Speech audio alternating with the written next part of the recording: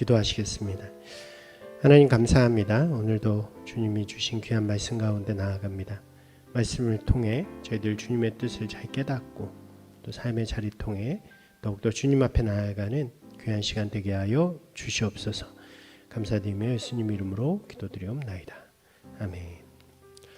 예, 안녕하세요. 오늘은 마태복음 14장의 말씀을 함께 나누도록 하겠습니다. 14장에는 세 가지의 이야기들이 등장을 하게 됩니다. 가장 먼저는 세례 요한의 죽음에 대한 기사입니다. 이 기사는 내용적인 부분도 있지만 그것보다는 이제 단락의 마무리를 우리에게 잘 보여준다고 할 수 있습니다. 11장을 기억해 보시면 11장에서 감옥에 갇힌 세례 요한이 자신의 제자를 보내서 예수님께서 메시아가 맞는지 물어보는 그 장면들이 있죠. 그리고 예수님께서는 그것에 대해서 대답을 해주시고 그 이후에 이제 율법의 시대가 끝이 나고 은혜의 시대가 시작되었음을 분명하게 선언해 주시는 장면이 등장합니다. 그래서 율법의 시대의 마지막 선지자가 바로 세례 요한이 되고 이제 은혜의 시대를 여는 준비하는 것까지가 세례 요한의 역할이 되어지는 거죠. 그 뒤의 이야기들은 예수님께서 그 은혜의 시대를 분명하게 선포하시는 장면들이 이어지고 그리고 14장에서 세례 요한의 죽음을 통해서 이제 은혜의 시대가 시작되었다는 것을, 이 율법의 시대가 마무리되었다는 것을 상징적으로 잘 보여주는 내용이라고 할 수 있겠죠. 그리고 이어지는 두 개의 기사는 모두 예수님의 기적에 관한 것입니다. 그러니까 이것은 이런 차원에서 우리가 볼 수 있을 것 같아요. 은혜의 시대를 여는 분이 바로 예수님이신데, 그러면 예수님께서 과연 어떠한 분이시길래 이 율법의 시대를 끝내고 은혜의 시대를 열 수 있는가 하는 그러한 질문들이 있을 수 있겠죠. 그러니까 유대인들 가운데서도 그것을 물을 수 있는 그런 사람들이 있을 것입니다. 그것에 대한 대답이 될 수 있는 이야기가 바로 이 두 가지 속에서 등장을 하게 되는 것이죠. 첫 번째 기적은 우리가 잘 아는 오병이어의 기적입니다. 이 오병이어의 기적은 공간복음뿐만 아니라 요한복음에도 모두 실립니다. 근데 공간복음과 요한복음이 이제 좀 관점이 다르게 되죠.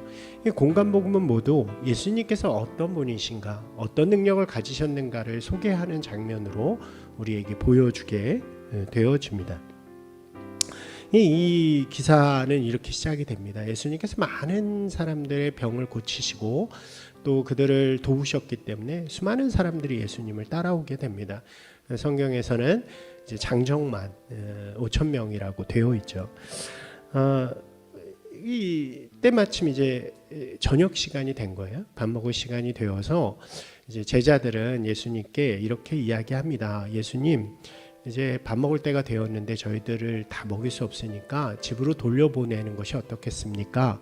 이렇게 이야기하자 예수님께서는 그들에게 무엇을 가졌는지 물어보게 되죠. 그리고 그들이 가진 것은 빵 5개와 우리는 이제 뭐 떡이라고 표현하죠. 5개와 물고기 2마리입니다. 이 떡으로 표현된 이 빵은 그 당시에 먹던 이제 일반적인 음식이었고, 물고기는 마치 그 안에 이렇게 양념처럼 이렇게 해서 먹을 수 있는 그런 종류로 볼 수 있다고 할 수 있습니다. 그 5개와 아마 이 물고기 1마리는 한 사람이 먹을 수 있는 끼니 정도 되지 않을까 생각이 되어집니다. 그런데 예수님께서 그것을 받아들고 이렇게 하늘로 드시고 축복을 하신 다음에 제자들에게 그것을 나눠주기 시작하신 거죠. 그래서 제자들은 그것을 다 받아서 이제 사람들에게 가서 그것들을 다시 나눠주게 됩니다. 아마 이 작업은 굉장히 오래 걸렸을 것이라고 생각이 되어집니다. 그런데 참 신기한 것은 계속해서 나누어줌에도 불구하고 그것이 줄지 않고 더욱더 풍성해져 갔고, 결국 5,000명, 아마 이제 뭐 다른 이들까지 합치면 더 많은 이겠죠. 그들을 다 먹이고도 많은 음식을 남기게 되었다라는 것이 바로 이 기사의 내용입니다. 이러한 예수님의 모습은 매우 의미 있다고 할 수 있겠죠. 마태복음은 유대인들을 향한 복음이라고 말씀드렸죠. 유대인들의 배경 속에서 아마 이들은 이 기사를 접했을 때에 한 가지 모습이 기억났을 것입니다. 그것은 바로 광야 가운데서 먹을 것이 없이 그렇게 살아가던 상황에 하나님께서 하늘로부터 만나를 내려주시는 장면이죠. 그냥 아무것도 없는 곳에서 하나님의 권능 속에서 그들에게 먹을 것을 주시고 그들이 그 먹을 것을 통해서 삶을 유지해 나갈 수 있던 것처럼 예수님께서 가난하고 굶주린 자들이 자기에게 왔을 때 그것을 하나님의 권능을 가지고 신적인 권능으로 그들을 먹여주셨다는 것이 바로 마태복음에서 보여주는 예수님의 모습이라고 할 수 있는 것입니다. 예수님이 이런 분이시다라는 걸 소개하는 거죠. 그리고 이어지는 기사 역시 예수님의 그러한 권세를 다시 한번 보여주게 되는데 예수님께서는 그 후에 제자들을 먼저 이제 갈릴리 호수 바다라고 기록되어 있기도 하는데 좀 큰 호수죠. 그것을 배를 타고 먼저 건너가라고 명령을 하십니다. 예수님께서는 잠시 머무는데 이제 그들이 물 가운데로 들어가게 되었을 때 갑자기 심한 바람과 풍랑이 불어서 이들이 굉장히 두려움과 공포를 가지게 되는 그런 장면이 이어지죠.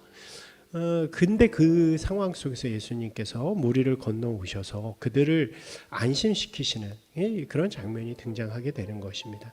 바람을 멈추시고 풍랑을 멈추시는 그런 예수 그리스도의 모습, 그것은 하나님의 권능, 세상의 자연을 다스리고 명령하는 것은 오직 신적 권능만이 가능한 것이기 때문에 그러한 권세를 가지신 분이 바로 예수님이시다라는 것을 잘 보여주는 내용이라고 할 수 있습니다.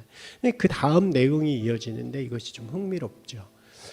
예수님이 오심을 보고 무리를 걸어오시는 것을 보고 베드로는 자신도 무리를 걷고 싶다라는 이야기를 하게 됩니다. 예수님께서 그를 부르세요. 그래서 그가 무리를 정말로 걸어오게 되는 거죠. 무리를 걸어오다가 그 마음속에 두려움이 생기게 됩니다. 풍랑을 보고 두려움을 다시 느낀 이 베드로는 물속에 빠지게 됩니다. 그리고 예수님께서는 그에게 이렇게 말씀하시죠. 믿음이 적은 자야 왜 의심하였느냐라고 이야기하는 장면입니다.